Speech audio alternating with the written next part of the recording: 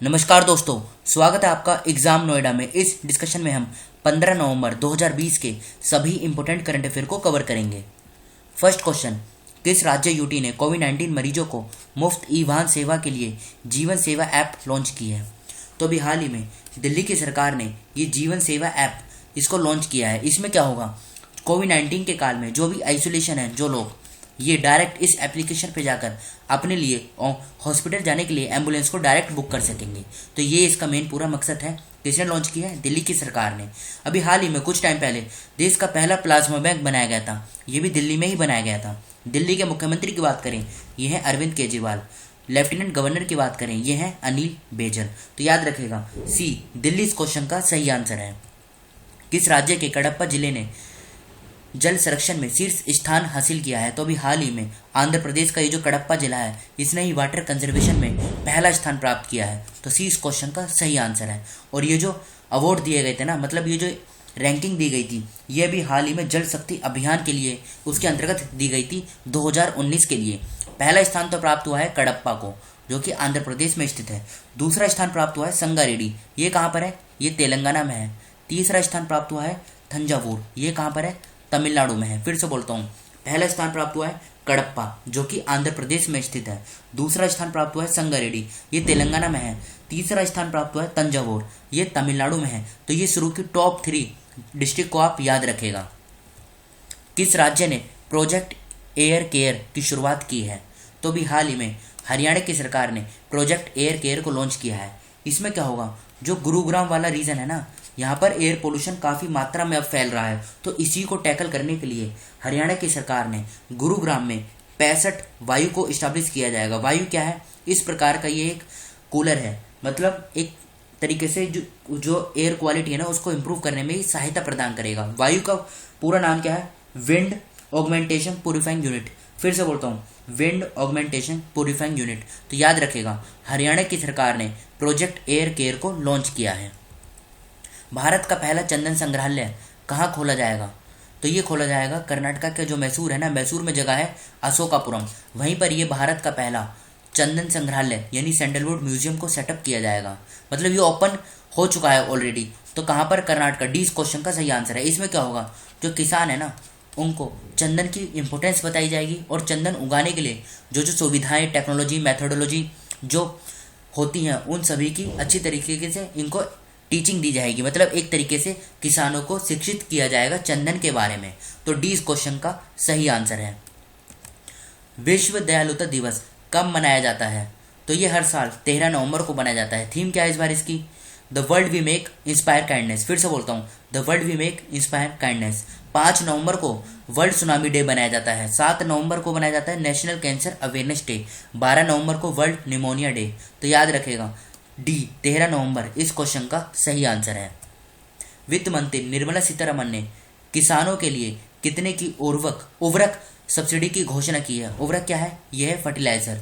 तो अभी हाल ही में फाइनेंस मिनिस्टर निर्मला सीतारमण ने किसानों के लिए 65,000 करोड़ की फर्टिलाइजर सब्सिडी की घोषणा की है। इसमें क्या होगा, जो आने वाला क्रॉप का सीजन है, इसमें किसानों को फर्टिलाइजर उपयुक्त मात्रा में मिल सके। तो इसीलिए फाइनेंस मिनिस्टर निर्मला सीतारमण ने 65,000 करोड़ की फर्टिलाइजर सब्सिडी को अनाउंस किया है। अंतर्राज्यीय प्रवासी नीति सूचकांक में कौन सा राज्य पहले स्थान पर रहा है? ये इस क्वेश्चन में पूछा गया है। देखो इसमें क्या होता है, इसमें प्रवासी श्रमिकों को आकर्षित करने के लिए कौन सा राज्य है शीर्ष पे है, उसी को इस इंडेक्स में दर्शाया जाता है। तो पहला स्थान प्राप्त हुआ है केरला को, यानी ए इस क्वेश्चन का सही आंसर है। दूसरा स्थान प्राप्त हुआ है गोवा को। तीसरा स्थान प्राप्त हुआ है राजस्थान को। और चौथा स्थान प्राप्त हुआ है आंध्र प्रदेश को। फिर से बोलता हूँ, पहला स्थान केरला, दूसरा स्थान गोवा, तीसरा राजस्थान और चौथा आंध्र प्रदेश। ये शुरू के टॉप 4 राज्य हैं, इनका आप नाम याद रखेगा, इंपॉर्टेंट है। कभी कभी असेंडिंग ऑर्डर में नाम दे दिए जाते हैं कि पहले पे कौन सा रहा है, सॉरी डिक्रीजिंग ऑर्डर में, या मतलब अरेंज करने के लिए पूछे जा सकते हैं कि पहले पे कौन सा रहा है, दूसरे पे कौन सा रहा है, तीसरे पे कौन सा रहा है, चौथे पे कौन सा है। शुरू की टॉप 4 ही इंपॉर्टेंट है। बढ़ते हैं अगले क्वेश्चन की तरफ। किस राज्य सरकार ने मिशन रोजगार अभियान शुरू किया है? तो अभी हाल ही में उत्तर प्रदेश की सरकार ने यह मिशन रोजगार अभियान को लॉन्च किया है। सी इस क्वेश्चन का सही आंसर है। इसमें क्या होगा, नवंबर 2020 से लेके मार्च एंड 2021 तक 50 लाख जॉब को जनरेट करना है। ये इसका मिशन रोजगार अभियान का मकसद है जिसे उत्तर प्रदेश की सरकार ने चलाया है।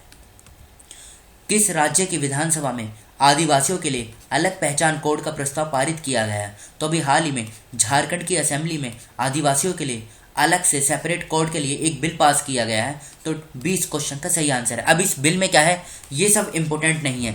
इंपॉर्टेंट ये है कि ये झारखंड की विधानसभा में पास किया गया है। अब हम उन राज्यों के बारे में बेसिक इन्फॉर्मेशन देख लेते हैं जिन राज्यों का जिक्र इस डिस्कशन में किया गया है। जैसे हरियाणा की कैपिटल क्या है? चंडीगढ़। देखो, हरियाणा पंजाब दोनों की कॉमन कैपिटल है चंडीगढ़। मुख्यमंत्री की बात करें मनोहर लाल खट्टर, गवर्नर सत्यदेव नारायण। बाउंड्री की बात करें 5 राज्य और 1 केंद्र शासित प्रदेश के साथ हरियाणा की बाउंड्री टच होती है। अब वो राज्य और केंद्र शासित प्रदेश कौन से हैं ये देख लेते हैं। हिमाचल प्रदेश, उत्तराखंड, उत्तर प्रदेश, दिल्ली, राजस्थान, पंजाब। जिलों की बात करें 22 जिले हैं, लोकसभा की 10 सीटें, राज्यसभा की 5, विधानसभा की 90 है। हाईकोर्ट की बात करें चंडीगढ़ में हाईकोर्ट है, पंजाब और हरियाणा की कॉमन हाईकोर्ट है। मुख्य न्यायाधीश है रविशंकर झा। कर्नाटका की बात करें कैपिटल बेंगलोर, मुख्यमंत्री हैं BS येदियुरप्पा, गवर्नर वाजुभाई वाला। बाउंड्री की बात करें महाराष्ट्र, तेलंगाना, आंध्र प्रदेश, तमिलनाडु, केरला, गोवा। इन राज्यों के साथ बाउंड्री टच होती है। 30 जिले हैं, लोकसभा की 28 सीटें, राज्यसभा की 12, विधानसभा की 224, विधान परिषद की 75 सीटें हैं। हाईकोर्ट की बात करें बेंगलोर में हाईकोर्ट है, मुख्य न्यायाधीश है अभय श्रीनिवास ओका। फिर से बोलता हूँ, बेंगलोर हाईकोर्ट के मुख्य न्यायाधीश है अभय श्रीनिवास ओका। केरला की बात करें कैपिटल क्या है? तिरुवनंतपुरम। मुख्यमंत्री कौन है? पिनराई विजयन। गवर्नर आरिफ मोहम्मद खान। बाउंड्री की बात करें कर्नाटका तमिलनाडु के साथ बाउंड्री टच होती है। 14 जिले हैं, लोकसभा की 20 सीटें, राज्यसभा की 9, विधानसभा की 141। हाईकोर्ट की बात करें कोची में हाईकोर्ट है, मुख्य न्यायाधीश है S मणिकुमार। केरला और लक्षद्वीप दोनों की जुरिस्डिक्शन इस कोची हाईकोर्ट के अंतर्गत आती है, इतना आप याद रखेगा। उत्तर प्रदेश की बात करें कैपिटल क्या है? लखनऊ।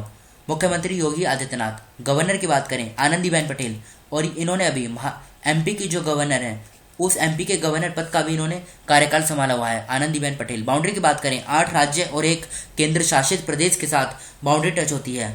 उत्तराखंड, दिल्ली, हरियाणा, राजस्थान, मध्य प्रदेश, बिहार, झारखंड, छत्तीसगढ़, हिमाचल प्रदेश। इन राज्यों के साथ और 1 केंद्र शासित प्रदेश दिल्ली के साथ उत्तर प्रदेश की सीमा लगती है। बाउंड्री यहाँ पे जिलों की बात करें 75 जिले हैं, लोकसभा की 80 सीटें, राज्यसभा की 31, विधानसभा की 403, विधान परिषद की 100 सीटें हैं। हाईकोर्ट की बात करें इलाहाबाद में हाईकोर्ट है और मुख्य न्यायाधीश हैं यहाँ के गोविंद माथुर। झारखंड की बात करें कैपिटल क्या है? रांची। मुख्यमंत्री की बात करें ये हैं हेमंत सोरेन। गवर्नर की बात करें द्रौपदी मुर्मू। बिहार, पश्चिम बंगाल, उड़ीसा, छत्तीसगढ़, उत्तर प्रदेश, इन राज्यों के साथ झारखंड की सीमा लगती है। 20 जिले हैं, लोकसभा की 14 सीटें, राज्यसभा की 6, विधानसभा की 81 सीटें हैं। हाईकोर्ट की बात करें रांची में हाईकोर्ट है, मुख्य न्यायाधीश है रवि रंजन। तो फिलहाल इस डिस्कशन को हम यहीं पर रोकते हैं। Thank you.